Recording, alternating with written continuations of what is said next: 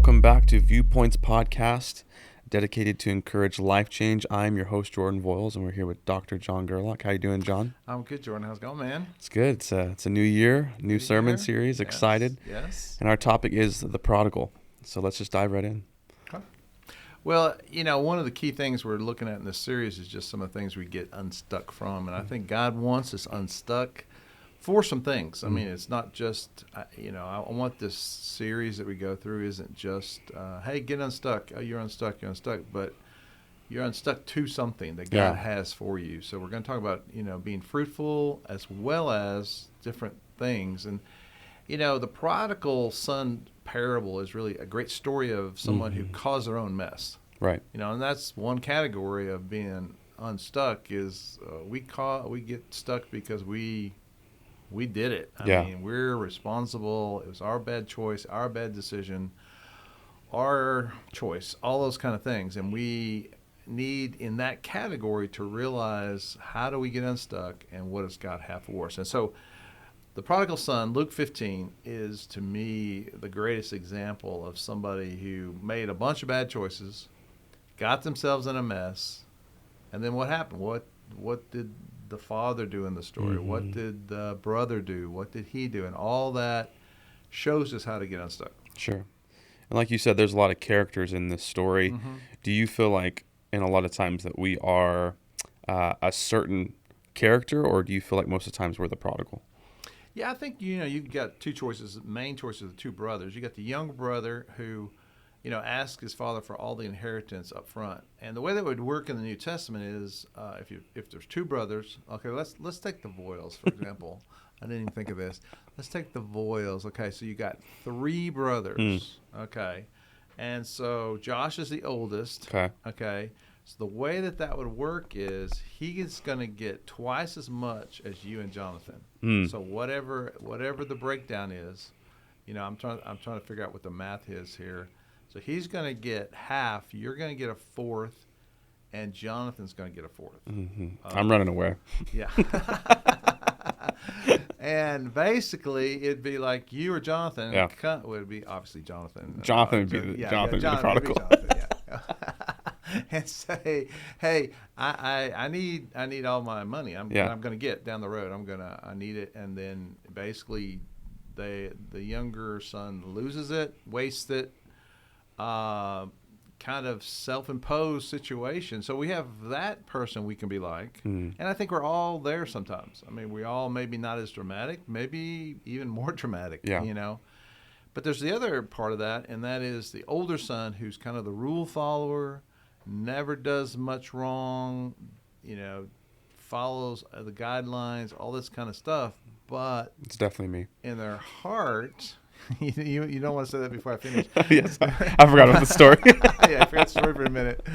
But then in their heart is looking down on everybody, is looking at his younger brother going, I'm resentful that, my father is treating him. He should punish him. He should do, and it's really wild because in New Testament times, the father literally could kill the son over what happened here. Whoa. I mean, legally, it was such an insult to your father to go, hey man, you haven't died yet, so I need my money. That's really what he's saying to him.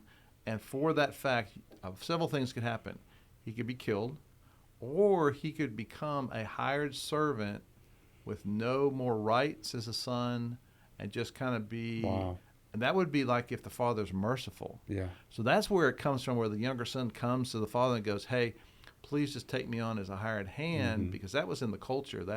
Was that like the law, or was that just like what the father could have done? That's the law. It was kind of like the law and the tradition. And so he's asking for in their culture, the most forgiving mode, but the father's going to go way beyond that. Interesting.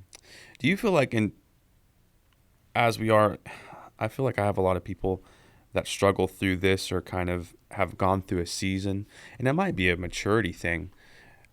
Is it sometimes hard to understand what our parents or the spiritual people above us are trying to say, or how that translates, or we don't understand their heart behind, they know what's best for us, and then we kind of just resent that, like, no, I know what's best for me.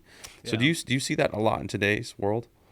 Yeah, I mean, I think so. I mean, I think we've all been there and we've all seen it in Mm. people's lives, and I think it's such a big deal when Yeah. people make that kind of choice because you're always in a bad place where you're going, I know best. Whenever anytime I have ever gone, I know best, just Yeah. in a rebellious sort of way, in a kind of a I don't need anybody else's input sort of way, it's Mm-hmm. never going to turn out that great. It's always going to be a problem. It's a little arrogant. It's a little prideful, obviously, if that's going on. And obviously, that's the younger son here. He's definitely in that category. Do you think it's always like you got to live and learn? Do you think it's like you have to go through Well, those things? okay, it's interesting how because the father doesn't chase him. Yeah. Yeah. The father doesn't, so I was talking to somebody this morning, and they were talking about, Thomas and his doubting in the Bible. Jesus got to see that if I heard you came back from the dead, but I don't believe it till I see it, kind of thing. And it's like, everybody's on kind of a different journey when it comes to their own faith and stuff, I think, Yeah. sometimes. But how Jesus dealt with Thomas and how the father deals with this prodigal son is very interesting to me because he doesn't chase him, but he's always looking for him. Right. He's always like, I hope he comes home. I Mm-hmm. hope he comes back. I hope that's what happens. And when he does, he's been looking. He's ready for that. And then there's a great celebration because of Right. that. So I think it's the same sort of thing. I think God lets us go. I had a friend that used to call it Fool's Hill. You're being foolish. I think God does that. I think parents probably need to do that sometimes. They go, Right. okay, you need to make a choice here. You got to make a decision.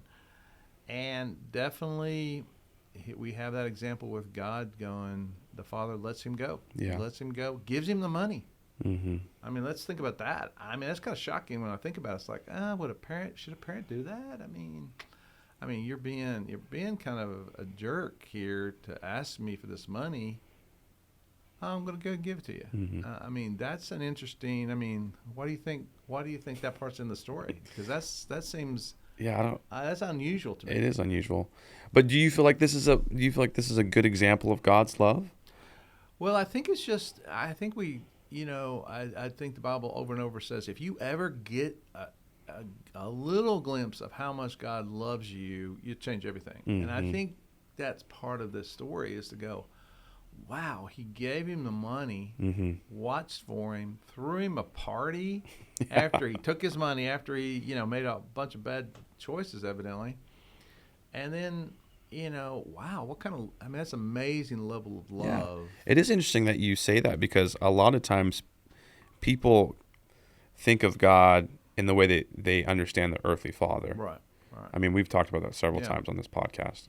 And so this is kind of unusual, this situation in this story, because it's like, like the dad almost seems crazy. Mhm. Like you said, he's like throwing a party and stuff. Yeah, I mean, it's just, but again, it's just like back to Jesus and Thomas.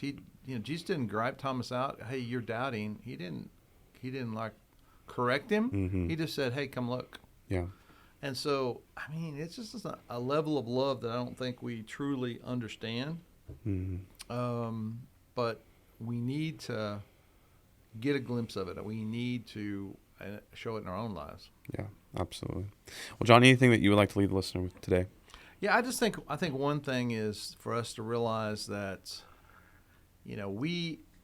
whether we're the older son, the younger son, if that's more like us, no matter which side of that, and sometimes we flip that. Sometimes we're both of those at different times. But no matter where we are, I think ultimately it is for us to realize how much we're loved by God, Yeah. and then to pass that on. I mean, things like forgiveness, things Yeah. like they don't. So people say to me sometimes, that person doesn't deserve to be forgiven, and you know what? They're right. Right. They are right, but we don't either. Mm-hmm. So it's those times where, I guess in human terms, it doesn't make a lot of sense, Yeah. but yet it does in the light of what God's done for us. A lot of it's perspective too. Yeah, it really is. for sure. Definitely. Well, John, thank you so much. And again, I'm just so excited to start this new year in this sermon series. I think it's going to help a lot of people.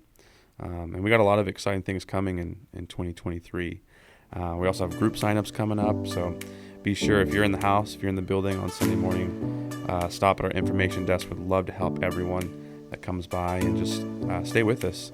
Stay with us. Keep listening. And also at crestview.church. Follow us on Instagram. We're excited about this year. John, thank you so much. As a listener, God bless.